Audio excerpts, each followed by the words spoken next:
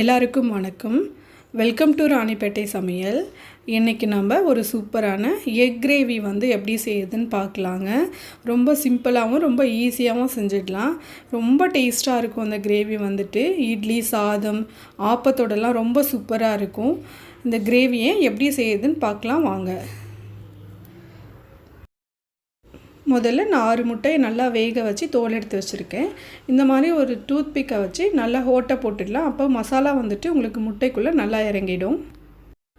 ஒரு 1/4 டீஸ்பூன் அளவுக்கு chilli powder, ஒரு 4-5 பிஞ்ச் அளவுக்கு மஞ்சள் தூள், ஒரு 1/4 டீஸ்பூன் அளவுக்கு உப்பு சேர்த்து இந்த முட்டையோடு இதை நல்லா மிக்ஸ் பண்ணி எடுத்துக்கலாம். ரொம்ப ட்ரையாக இருந்ததுன்னா கொஞ்சமாக தண்ணி தொளிச்சு அதை முட்டை ஃபுல்லாக நல்லா கோட் ஆகிற மாதிரி மிக்ஸ் பண்ணி எடுத்துக்கலாம். இப்போ நான் இந்த முட்டை எல்லாத்தையும் நல்லா மசாலாவோட மிக்ஸ் பண்ணி எடுத்து வச்சுருக்கேன். அடுத்தது ஒரு பேனில் ஒரு 3 டீஸ்பூன் அளவுக்கு ஆயில் போட்டிருக்கேன். இப்போ அந்த ஆயிலில் இந்த முட்டையை போட்டு நல்லா ஃப்ரை பண்ணி எடுத்துக்கலாம். நல்லா ஒரு மீடியம் ஃப்ளேமில் வச்சு ஃப்ரை பண்ணால் தான் அந்த மசாலா தீஞ்சு போகாது. அதனால் ஃபயர் மட்டும் கொஞ்சம் மீடியம் ஃப்ளேமில் வச்சு எடுத்துக்கலாம். இப்போ பார்த்திங்கன்னா இந்த மசாலா இந்த முட்டையோட நல்லா ஃப்ரை ஆகிடுச்சு. இப்போ எல்லா முட்டையும் இந்த ஆயிலேருந்து இப்போ எடுத்துடலாம். இப்போது இதே ஆயிலில் நான் ஒரு 3 மீடியம் சைஸ் வெங்காயம் கட் பண்ணி வச்சுருக்கேன். அதை இப்போ நான் சேர்க்குறேன். அடுத்தது ஒரு 3 மீடியம் சைஸ் தக்காளி நான் கட் பண்ணி வச்சுருக்கேன். ரெண்டுமே ஈக்குவலாக தான் எடுத்திருக்கேன். இப்போது இதை இந்த ஆயில்லையே அந்த மசாலா இருக்கிற ஆயிலே நல்லா ஃப்ரை பண்ணி எடுத்துக்கலாம். ரொம்ப ஃப்ரை ஆகணும்னு அவசியம் இல்லை, கொஞ்சம் லைட்டாக வதங்கினா போதும். நம்ம அப்படியே பச்சையாக அரைச்சி சேர்க்கறதுனாலும் சேர்த்துக்கலாம். அப்படி சேர்த்தோம்னா வதங்க ரொம்ப லேட்டாக ஆகும். நம்ம இந்த மாதிரி லைட்டாக கொஞ்சம் வதக்கிட்டு அரைச்சி சேர்க்கும் போது சீக்கிரமாக நமக்கு கிரேவி ரெடி ஆகிடும். இப்போ பார்த்திங்கன்னா இந்த அளவுக்கு வதங்கினா போதும். இப்போ இதை ஃப்ளேம் ஆஃப் பண்ணிவிட்டு ஒரு மிக்சியில் போட்டு அரைச்சி எடுத்துக்கலாம். இந்த மாதிரி அரைச்சி சேர்க்கும் போது நமக்கு கிரேவி நிறையவே கிடைக்கும். இப்போ ஒரு பேனில் ஒரு 4 டேபிள் ஸ்பூன் அளவுக்கு ஆயில் போட்டு காய வச்சுருக்கேன். அதில் ஒரு 1/4 டீஸ்பூன் அளவுக்கு ஜீரகம், 2 பிரிஞ்சி இலை, ஒரு 2 காஞ்ச மிளகாய் நான் முழுசாகவே சேர்க்குறேன்.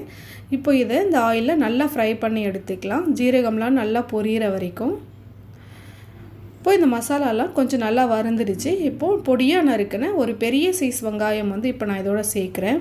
நான் இப்போது தக்காளியெல்லாம் எதுவும் சேர்க்க வேண்டாம், வெங்காயம் மட்டும் சேர்த்தா போதும். இப்போ இதை நல்லா ஃப்ரை பண்ணி எடுத்துக்கலாம். ஆயிலில் கொஞ்சம் நல்லா பாதி அளவுக்கு ப்ரௌன் ஆகிற அளவு வரைக்கும் ஃப்ரை பண்ணி எடுத்துக்கலாம். அடுத்தது 1 டீஸ்பூன் அளவுக்கு நான் இஞ்சி பூண்டு பேஸ்ட் சேர்க்குறேன். இப்போது இதை இந்த ஆயிலே நல்லா ஃப்ரை பண்ணி எடுத்துக்கலாம். இஞ்சி பூண்டோட பச்சை வாசனை போகிற வரைக்கும் வதக்கி எடுத்துக்கலாம். இப்போ இஞ்சி பூண்டோட பச்சை வாசனை எல்லாம் போயிடுச்சு. இப்போ நான் 1/2 டீஸ்பூன் மிளகாத்தூள் சேர்க்குறேன். அடுத்தது 1 டீஸ்பூன் அளவுக்கு தனியாத்தூள் சேர்க்குறேன்.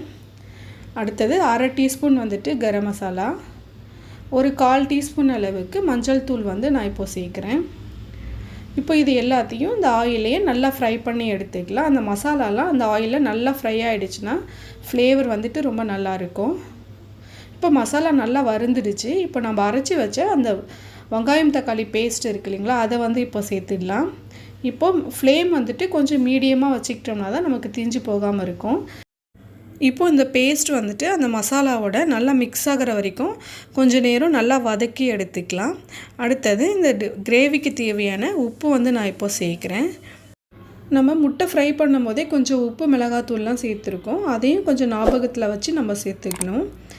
இப்போ பார்த்திங்கன்னா அந்த மசாலா நல்லா வதங்கிடுச்சு, எண்ணெயெல்லாம் கொஞ்சம் பிரிய ஆரம்பிச்சிருச்சு. இப்போ நம்ம ஃப்ரை பண்ணி வச்ச முட்டையை இப்போ இதோட சேர்த்துடலாம். இந்த முட்டையை அந்த மசாலாவோட சேர்த்துட்டு கொஞ்சம் நேரம் நல்லா மிக்ஸ் பண்ணி எடுத்துக்கிட்டோம்னா அந்த மசாலாலாம் அந்த முட்டைக்குள்ளே நல்லா இறங்கிடும். முட்டை சாப்பிடும்போது கொஞ்சம் டேஸ்ட்டாக இருக்கும். இப்போ இதை நல்லா மிக்ஸ் பண்ணி கொஞ்சம் நேரம் ஒரு 1-2 நிமிஷம் வச்சு ஸ்லோ ஃபயரில் வச்சு எடுத்துக்கலாம். இப்போது நான் மிக்ஸியை வாஷ் பண்ணி வச்சு அந்த தண்ணி இருக்குது, இப்போ அதை சேர்க்குறேன். தண்ணி நிறையா சேர்க்கணுன்னு அவசியம் இல்லை. ஏன்னா கிரேவியெல்லாம் நல்லா வதங்கிடுச்சு, எக்கும் உங்களுக்கு நல்லா ஃப்ரை ஆகிடுச்சு. அதனால் ரொம்ப கொஞ்சமாக ஒரு 1/2 டம்ளர் அளவுக்கு தண்ணி சேர்த்தா போதும். நமக்கு எந்த அளவுக்கு கிரேவி வேணுமோ அதை விட கொஞ்சம் எக்ஸ்ட்ரா இருந்தால் போதும். இப்போ நான் இந்த அளவுக்கு தண்ணி சேர்த்துருக்கேன். இப்போ தண்ணி சேர்த்ததுக்கப்புறம் அது கொதிக்க ஆரம்பிச்சிருச்சு. இப்போ இதை மீடியம் ஃப்ளேமில் வச்சு ஒரு லிட்டு போட்டு க்ளோஸ் பண்ணி கொஞ்ச நேரம் வச்சு எடுத்தோம்னா போதும், எக் கிரேவி ரெடி ஆகிடும். இப்போது மீடியம் ஃப்ளேமில் வச்சு ஒரு 3லேருந்து 4 நிமிஷம் ஆகிடுச்சு. உங்களுக்கு தண்ணி வந்து ரொம்ப கொஞ்சமாக சேர்த்தாலே போதும். இப்போது எக் கிரேவி வந்து ரெடி ஆகிடுச்சு. இப்போ நான் கொஞ்சமாக கொத்தமல்லி வந்து சேர்க்குறேன். இப்போ இதை லைட்டாக மிக்ஸ் பண்ணி விட்டுடலாம். அவ்வளோதாங்க, சூப்பரான எக் கிரேவி வந்து ரெடி ஆகிடுச்சு. இது சாதம், இட்லி, தோசை, சப்பாத்தி, ஆப்பத்தோடலாம் ரொம்ப சூப்பராக இருக்கும். இதே மாதிரி செஞ்சு பாருங்கள். எப்படி இருக்குன்னு சொல்லி கமெண்ட் பண்ணுங்கள். இந்த வீடியோ உங்களுக்கு பிடிச்சிருந்தால் லைக் பண்ணுங்கள்.